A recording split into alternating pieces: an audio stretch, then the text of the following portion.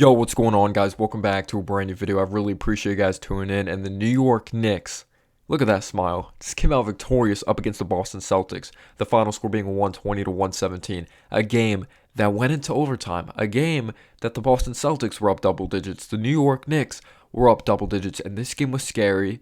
You know, the New York Knicks definitely need to fix some things. But most importantly, the New York Knicks found a way to win. Just like the Cavs game, they found a way to win. These were two games that we could realistically look at like, I don't know about those games. We're on a 4-game losing streak. Are we going to beat Cleveland? We beat Cleveland. The Celtics, yeah, we just beat the Cavs, but are we going to bring another good performance up against Boston? I don't know. New York Knicks find a way to win. You know, this was supposed to be a very tough schedule, and we just defeated some, good basketball teams. Two very good basketball teams, and it's going to continue to be hard, but can the New York Knicks overcome the adversity of the doubt from people like me that are idiots? Like, I don't think we're going to win this game, but the New York Knicks found a way to win this game, and I was really happy about it, and just what a thrilling game this was to watch. It was just so much fun to watch. You look at the performance by Julius Randle, you look at the performance offensively by Jalen Brunson. Yes, there's some attention to detail that you want Jalen Brunson to fix. Yes, he scored at a very high level, and I know he finished with 7 or 8 assists. But if you watch this game, there's tons of moments that I'm like, why is he just isolating so much when we need to move the ball here? It's not working. Isolation basketball for the second half of the fourth quarter. The offense is just a complete mess. We got to move the ball. We have to get guys into rhythm. Grimes missed some huge three-pointers in this game, and maybe those threes would have went down if we gave him more touches or just gave him more shots within the offense, because you need everyone to really be in a rhythm when it comes to those clutch big-time moments. And yeah, he missed a huge three in overtime, missed a huge three in the fourth quarter. Quentin Grimes, but you could also say he played very tough defensively, made some nice reads out there on the floor. He had a nice dunk. He had a three-pointer in the first half, but he didn't have some fantastic game or anything like that. Do not get me wrong. But at the beginning of this game, I'm not going to lie, I was extremely scared. What were the Celtics up? 13 or 14 points. They were just in control of this game from the opening tip. You know, the Celtics win the tip. They're clicking offensively. They're knocking down threes from the outside. Tatum's able to get to the teeth of the defense. He's knocking down crazy shots. It doesn't matter if it's from mid-range, if it's from the outside. And the scary thing about the Celtics team is that you have Tatum that can create from mid-range, create from the three-point line, get into the teeth of the defense, which opens up things for his teammates, even bench players like a Peyton Pritchard that's coming in the game to spot up for those threes. He has pretty good mechanics. Derek White, he's expanded his game out to the three-point line or become more of a consistent three-point shooter, at least compared to the Spurs days. You have Malcolm Brogdon, brand new acquisition. Horford could stretch the floor as well, obviously like Jaylen Brown. You have guys that have the capability of stretching the floor. Even Grant Williams, who I believe he went to Tennessee at the top of my head, wasn't really known as spacing the floor, and he's kind of improved in that department. So I'm like, we're in a big load of trouble if we don't bring our three-point defense, because these guys have the capability of getting to the teeth of the defense and kicking it out, and that definitely was scary at the beginning of this game. Tatum scoring at a high level, getting others involved, or just everyone being able to get into the teeth of the defense, knocking down threes from the outside, late on rotations, late on closeouts. The offense was extremely stagnant, lack of ball movement. Brunson missed some shots early. RJ was a complete mess, you could say, through 3/4 of basketball. Or defensively in the second half, I thought he played some really good defense on Jaylen Brown, at least in isolation situations. When it comes to navigating around those ball screens, RJ definitely needs to work on that, in my opinion, being able to really read those screens as a defensive player. But I thought he really played hard defensively, but he couldn't finish at the basket. There was tons of shots that didn't even hit the rim when driving to the basket. Missed some outside shots, did knock down an off-the-dribble three in that first half, but offensively, he just did not bring it at all. It was just really hard to watch when it came to at least through 4/4 of basketball, or until the very end of that fourth, that we're definitely going to be getting into. But it was literally the Julius Randle show. After those first 5 minutes, or I should say this, Julius Randle definitely took over the offense. You know, we're down double digits, and then he makes it really respectable. He gets us back in the game, and he drove hard to the basket. He had a couple dunks that were just statement dunks that he drove strong to the basket, and I believe he partially dunked on Robert Williams. I just remember him driving really strong on the left side, throwing it down. And then he had another dunk. It wasn't in the first quarter, I believe, but he drove really strong at Jason Tatum. He drove on the right side, but threw it down with his left hand, so maybe you could say it was kind of a poster, maybe it wasn't, but he drove really strong to the basket. He knocked down some difficult mid-range shots in this game. He knocked down 4 threes as well. He rebounded very well. And I just loved his ability to overcome adversity in this game when he had a really crucial turnover down the stretch in the game, which led to the Celtics going on a run, because this was a game of runs that the Celtics were up by a good amount in that first quarter. The Knicks were up a good amount of points when it came to that double-digit lead in that fourth quarter. The second unit's playing very well, and obviously we fell apart in that second unit offensively, or the second half of that fourth quarter offensively. But I thought the New York Knicks did a good job, or Julius Randle did a good job turning it around in that first quarter. Jalen Brunson scoring the ball as well. But there's moments I'm like, Jalen Brunson, you just got to move the ball. Like, you just straight up have to move the ball. We don't have a superstar on this team that it's like we could always rely on heavy isolation type of basketball. Even though I do know he has a really good bag, it's just like you need to get others involved in that certain situation, because you're going up against two of the best, or some of the best isolation players in basketball, of Jason Tatum and Jaylen Brown. So it's really respectable after that first quarter, or just like, I believe at the end of the first quarter, when the second unit comes in, the second unit plays awesome. And specifically Emmanuel Quickly at this point of the game, because McBride, his crazy impact definitely came in the fourth quarter when he set the tone. I just love the way he played in that fourth quarter. And then Obi Toppin as well had a very nice moment in that fourth quarter as well when we were up double digits. But Emmanuel Quickly comes in the game, initial spark right off the bat. He's able to give us a lead at one point after being down double digits. A couple floaters right off the bat. He knocked down a really difficult mid-range jumper, like with a hand right in his face. He played tough defensively. The Celtics definitely made some tough shots, but they have difficult shot makers at the end of the day. And they just have shot makers overall. Like Sam Hauser, who's not some crazy off the dribble guy. He can knock down threes. You have Brogdon, who's a brand new acquisition. He can knock down threes as well. Like, they just have good floor spacers. They're a very well-coached team, and this is a finals contender. I understand they have no Marcus Smart, but outside of, like, Marcus Smart, they're still a very damn good basketball team. But Emmanuel Quickly came in, just gave us a huge spark offensively. It didn't matter if it was from mid-range, the outside, getting into the teeth of the defense, took some heat check shots, but he's been more efficient this year, or at least during this part of the season. He's improved as a playmaker.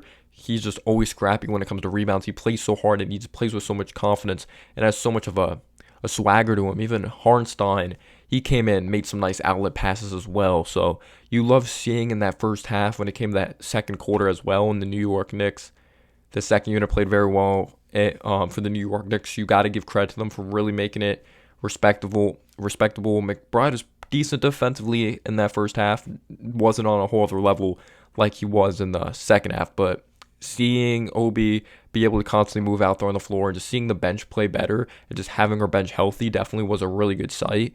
We were down a few at half, but I remember though, like when we were kind of going, or we went on this run in the second quarter. Yeah, we went on this 10-0 run in the second unit. There was better ball movement out there on the floor. So yeah, the Celtics had some moments scoring, but we were improved defensively. After those first 5 minutes of the first quarter, I did think we were improved defensively, so I got to give credit to the New York Knicks for making adjustments there, and I just thought we played really hard. Like we were down at half, but you had to be really encouraged by the way the New York Knicks did fight back. So it was 60-58 after halftime, and I was really encouraged by the way we started the third quarter, but it was kind of scary. Like, Brunson got off to this very good start. Randle, who was well rested in the second quarter, actually good decision by Tibbs, so he wasn't extremely gassed, and credit to Tibbs for actually not starting Randle like in the fourth quarter and actually giving him some rest. So respect to Tibbs in that department.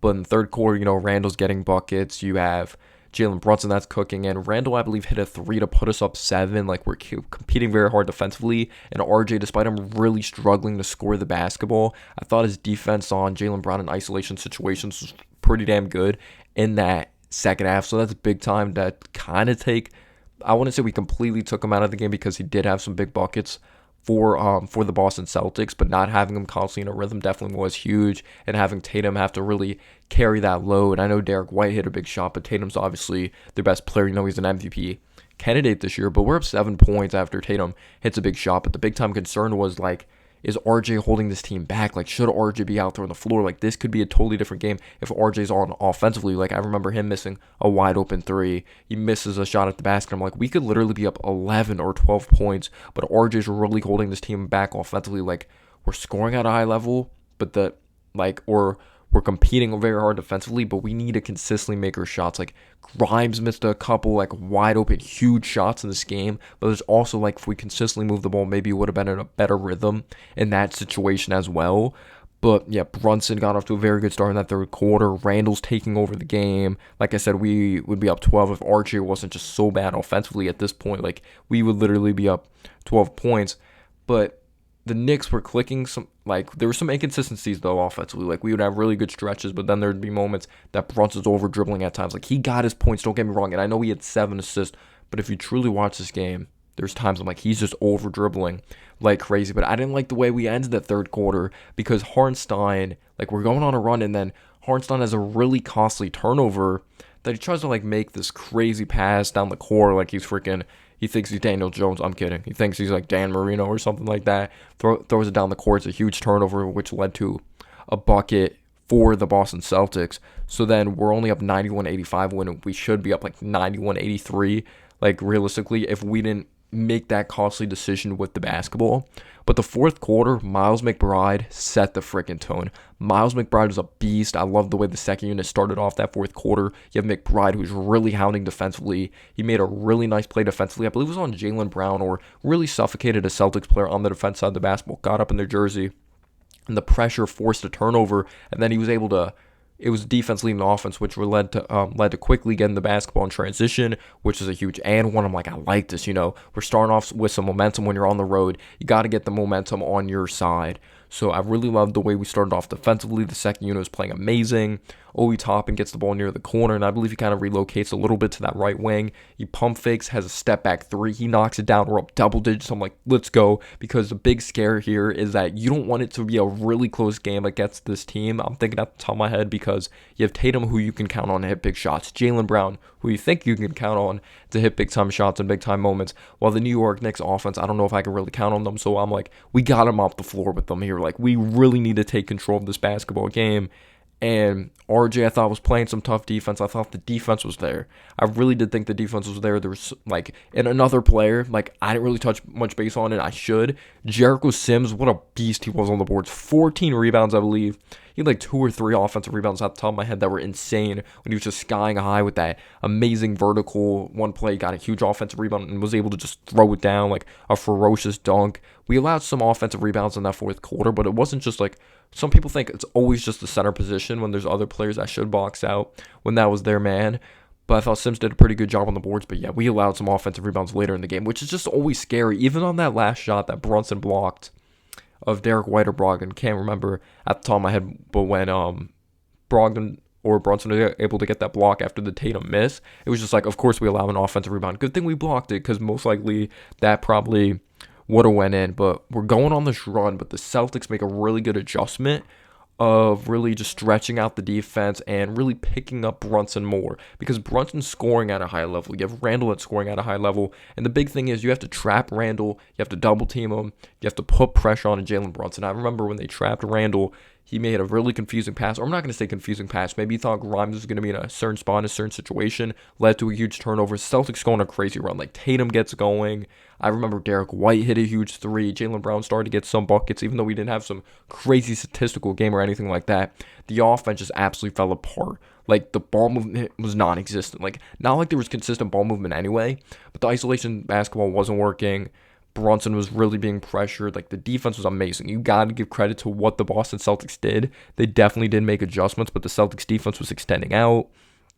But when the Celtics really cut this down, like, eventually, yeah, they did get that lead in overtime. We're going to be getting into that.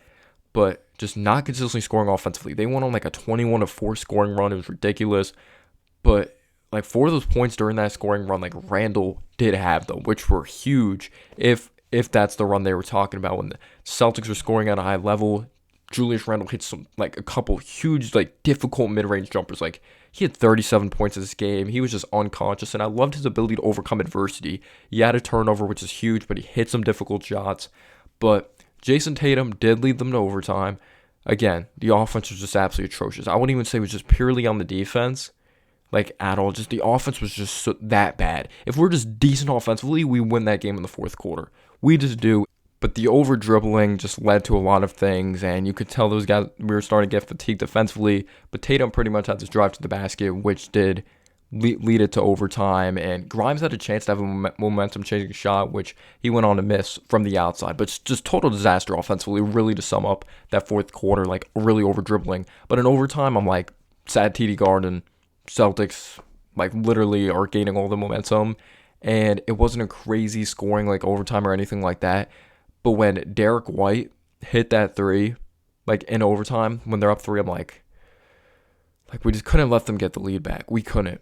Like, we're up double digits. We just allow that. I'm like, that hurt a lot. We weren't able to score at all. And then you have Tatum that goes to the free throw line, knocks down a couple. They're up 5. But Julius freaking Randle hits a huge ball sack. My balls are huge. Left wing 3, to cut the lead down to 2. You have RJ Barrett that's in the corner. RJ Barrett couldn't hit the side of the barn all night. And I will say this about RJ. I was tough on him. I was roasting his ass on Twitter. I'm like, oh my gosh, you're competing hard defensively, but you suck offensively. You're so predictable.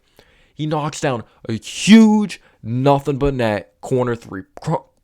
Credit to Brunson. Made the extra pass when it mattered, though. I will say that. And RJ knocked down a huge 3. He's like another huge shot against Boston, which is freaking awesome. So we're up 1 point. But then on the other end, RJ allows Jaylen Brown to drive baseline. And then he finishes at the basket. And then they're up 1 point in this moment. But then the Celtics make a mistake defensively. They foul Julius Randle. And Julius Randle, credit to him, he was clutch tonight. He was. Hits both free throws. We're up 2 points in this moment. And we make a huge mistake after Randle makes those free throws. You have Jaylen Brown. He gets to his mid-range shot, or kind of does. Jalen Brunson fouls him, though. Fouls him on the hip. I was like, oh my God, like, are you kidding me? We couldn't just get a stop. That would have been huge. But Jaylen Brown is short on both free throws. Hits the front of the rim on both of them. He doesn't knock them down. And then they have to foul RJ Barrett. Or yeah, we were actually up 1 point. They have to foul RJ Barrett, because after RJ Barrett makes these free throws, now we're up 3 points. He just swishes them. Nothing but net. Just unconscious. Knocks them down like nothing. Then the Celtics get the basketball, final possession. Tatum, shot, no good. They get an offensive rebound. They kick it out, but Brunson blocks it. Of course, we allow an offensive rebound, but what a game this was. New York Knicks found a way. That's all that matters. They found a way. Let me know down below your thoughts. Peace out, y'all.